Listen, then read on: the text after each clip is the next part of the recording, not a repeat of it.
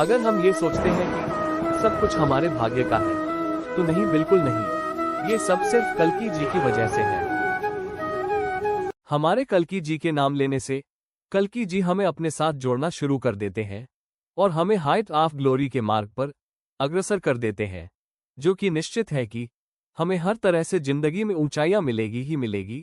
अफसोस है तो हम मृत्यु लोक के ही प्राणी, यह मनुष्य योनि जो कि अहंकार और अहंकार से भरी हुई है, इसमें जो अहेतु की कृपा जो कल्कि जी से प्राप्त हुई है वो हम बिल्कुल भूल जाते हैं। क्या यूं कहें कि उनके एहसान और कृपाओं को नजरअंदाज करके हम उसे अपनी प्रतिभा समझ लेते हैं। इस पर भी हमारे दयालु प्रभु श्री कल्कि हमें सही रास्ते पर लाने का वह प्रयास करते हैं और समय समय पर अनुभवों से संकेत करते हैं, यहां तक कि हमारे अनुभवों की भी अनदेखी करने पर भी जागृत अवस्था में अपनी मौजूदगी का एहसास कराते हैं।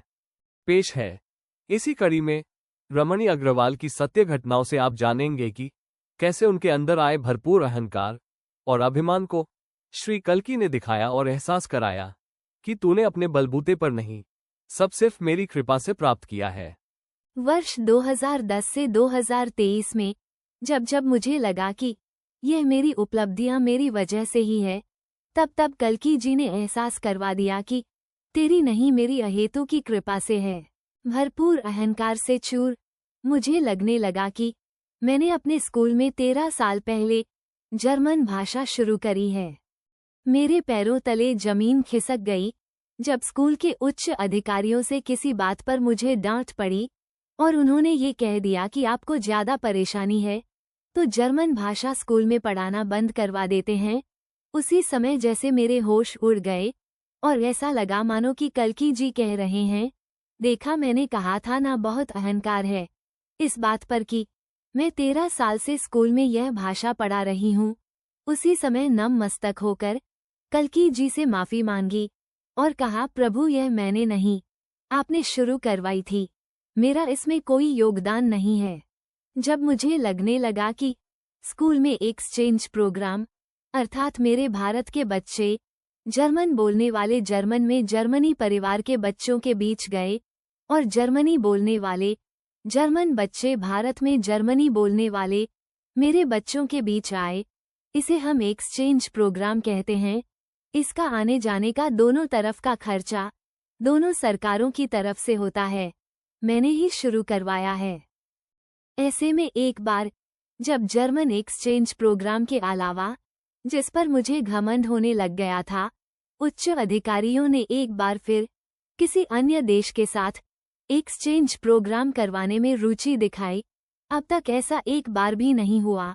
मुझे तो उस दिन चक्कर आ गया, क्योंकि अभी तक मैं ये सोचती थी कि एक्सचेंज की धाक मैंने ही जमाई हुई है, पर वास्तव में ये तो प्रभु श्री कल्कि की लीला थी। उस समय में साफ साफ समझ गई कि कल्कि जी ने करवाया, यह उनका ही प्रोजेक्ट है, मेरा नहीं। अभी तक मुझे लगता था कि मैंने स्कूल को अंतर्राष्ट्रीय स्तर पर पहचान दिलवाई है और यह किसी और के बस की बात नहीं। दूसरा, मुझसे बढ़िया प्रमाण पत्र सर्टिफिकेट्स लिखने का काम कोई और नहीं कर सकता। ऐसे में मेरी एक सहकर्मी ने सर्टिफिकेट्स लिखे और मुझसे सहमति ली, पर उसे देखकर मैंने अपने सर्टिफिकेट में गलतियां पाई। इन गलतियों का मेरे अति आत्मविश्वास को बहुत धक्का लगा और श्री कल्कि को तुरंत बोला कि हे श्री कल्कि, यह हुनर भी आपने दिया है। जब मुझे लगा मुझसे अच्छा फंक्शन स्कूल में और कोई नहीं करवा सकता। इवेंट के वक्त एक बार मेरे अति आत्मविश्वास की वजह से बहुत बड़ी गलती हो गई और मैं समझ ही नहीं पाई ये कैसे हो गया। तब एक बार फिर मुझे कल्कि जी ने एहसास करवाया कि अब तक जितने इवेंट्स हुए हैं उन सब में मेरा योगदान है, तुम्हारा नहीं। स्कूल में इन्विजिलेशन की ड्यूटी मैं तो सबसे अच्छे से करती हूँ, मुझसे बेहतर कोई नहीं करता। ऐसे में गलती यह हुई कि एक छात्रा ने शीट्स पर अपना नाम नहीं लिखा और मुझसे कहती रही कि वो अभी लिख रही है, जो कि बहुत बड़ी गलती है परीक्षा के वक्त, और उसने बिना लिखे पेपर भी मुझे सबमिट कर दिया। तब उसी समय मैंने कल्कि जी से क्षमा मांगी और कहा, प्रभु ये सब काम आपने मुझे सिखाए हैं, मैं तो कुछ भी नहीं जानती थी। प्रतियोगिताएं मुझसे बेहतर बच्चों को कोई नहीं करवाता, मैं करवाऊंगी तो इनाम मिलेगा ही। परिणाम स्वरूप ऐसे ही एक अंतर स्कूल प्रतियोगिता में एक ऐसे स्कूल को इनाम मिला जिसका काम हमसे बहुत ज्यादा अच्छा नहीं था, पर मेरे इस घमंड को तो कल्कि जी ने तोड़ना ही था। जब परिणाम आया तब मानो ऐसा लगा कोई मुझे कह रहा है कि देख, पहले वाले इनाम मैंने ही दिलवाए थे, जिसे तूने इसे अपनी प्रतिभा समझी थी। मैंने फिर कल्कि जी की इस लीला को समझकर मैंने श्री कल्कि जी से क्षमा मांगी और मुझे समझ आया कि अब तक जो विजय मिली वह सिर्फ और सिर्फ कल्कि जी की वजह से मिली थी। जैसे अर्जुन को महाभारत युद्ध में गांडीव से विजय भगवान श्री कृष्ण ने दिलवाई, लेकिन जब गोपियों को मथुरा से लिवाने लेकर श्री कृष्ण ने भेजा तो भीलों ने गोपियों को जंगल में लूट लिया। अर्जुन का गांडीव बेअसर रहा। आप सबको ये सुनकर बहुत मामूली सी बात लग रही होगी, पर यकीन मानिए, हमारे लिए प्रभु श्री कल्कि की कृपा का बखान करना बहुत जरूरी है। इससे अनेक भक्तों को अपने अंदर धूल की तरह आए अहंकार और अभिमान पर को हटाने में मदद मिलेगी और उन पर भी श्री हरि कल्कि की कृपा बरसेगी। बस उनको श्री कल्कि की महिमा जीवन में मिली सफलताओं का श्रेय भगवान श्री कल्कि खास तौर पर 7 से 12 वर्षों के बीच जरूर दें कि आज मैं जो कुछ भी हूं श्री कल्कि की कृपा से हूं। इसमें मेरा अपना कुछ भी नहीं। साथियों, यह आपका आभार सर्वदा आपको वैभवता देगा। यह आपका योगदान आपकी सफलता होगी।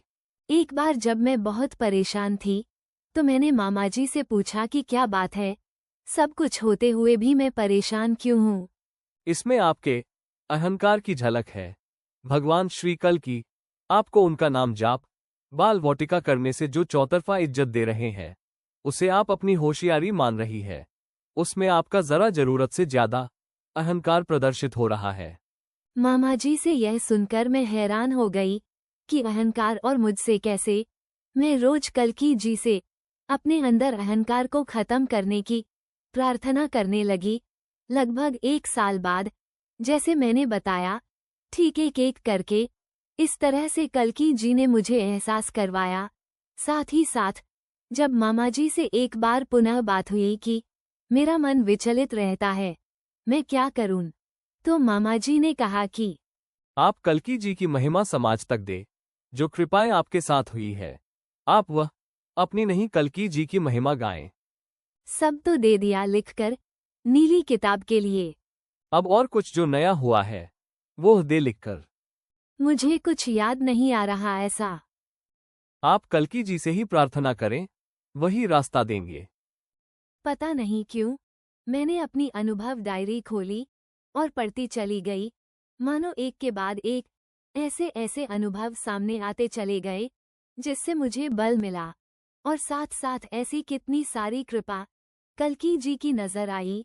जो रास्ते उन्होंने मुझे अनुभवों के द्वारा दिए, सारे जवाब मेरे अनुभवों के अर्थ में थे। ऐसी मैं एक और अनुभव आपको बताना चाहूंगी जिसने मेरे अंदर आए अहंकार की पुष्टि कर दी। मैं अनुभव में किसी पहाड़ी जैसी जगह पर हूँ। नीचे घाटी में बहुत सुंदर झील है और बहुत ही सुंदर दृश्य है। मैं किसी को कह रही हूँ कि देखो, फोटोग्राफी करने के लिए कितना सुंदर दृश्य है। लाल लाल फूल है, पक्षियों की न प्रकार की प्रजातियां हैं, हरे हरे पहाड़ है। इतने में वही किनारे में एक आदमी एक एक करके बच्चों को खाई में फेंक रहा है। खाई नीचे अनगिनत वनमानुष से भरी हुई है। वह बच्चे लगभग 13 से 14 वर्ष के हैं। ऐसा लग रहा है कि उसने उन बच्चों को अपने वश में करके भ्रमित करा हुआ है। मैं उस आदमी का पीछा करती हूँ। फिर एक घर में वह घुसता है। मैं उसको बहुत पीटती हूँ। मैं उसे कहती हूँ, जो करना मुझे करो, बच्चों को छोड़ दो। वह लहूलुहान है, पर फिर भी धूर्त वाली हंसी देता है। फिर मैं थोड़ा आगे जाती हूँ और कुछ लोगों के समूह को सावधान करती हूँ कि वनमानुष का समूह आ रहा है। हम बचने के लिए एक बड़े स्टेडियम की तरफ भागते हैं। रास्ते में कुछ लोग हमारे ऊपर हमला करते हैं। कोई कहता है, ये झारखंडी लोग हैं। स्टेडियम की तरफ मां गंगा बहती है। वहां किसी को जाने नहीं देंगे। फिर हम अपनी सुरक्षा के लिए एक अस्थायी रूप से घर ढूंढ रहे हैं। वहां किसी पूजा का आयोजन किया हुआ है। मैं अपने आप को 3-4 महीने गर्भवती देखती हूँ। मेरे लिए कोई पूजा रखी गई है। एक छोटे ओवल आकार वाले पत्थर को देवी की शिला के रूप में पूजा जा रहा है। उसके पत्थर के नीचे पीले फूल और हल्दी रखी हुई है। कोई कहता है बाहर 2 बच्चे और एक महिला है, उनको बुला लो। मैं उन तीनों को बुलाती हूँ, पर बाहर खतरा बना हुआ है। मैं अगर यह सोचती हूँ कि मुझे सब मेरे भाग्य से मिला, तो नहीं, मेरे भाग्य में बहुत चीजें नहीं लिखी हुई है। सिर्फ कल्कि जी का कार्य करने से क्रेडिट मिल रहा है। बेटा कल्कि जी की फॉर्मेशन से मिला है। अगर मैं बाहरी चकाचौंध में उलझी रहूंगी और कल्कि जी के कार्य नहीं करूंगी तो गिर जाऊंगी। गंगा माँ ही बचा रही है। घर की कुल देवी को मनाना है। आने वाली नई हंसमुख प्रेरणादायक घटनाओं को सबसे पहले देखने के लिए सब्सक्राइब करें YouTube चैनल कल्कि अवतार। कल्कि अनुभव लीला हंसाओ और हंसो।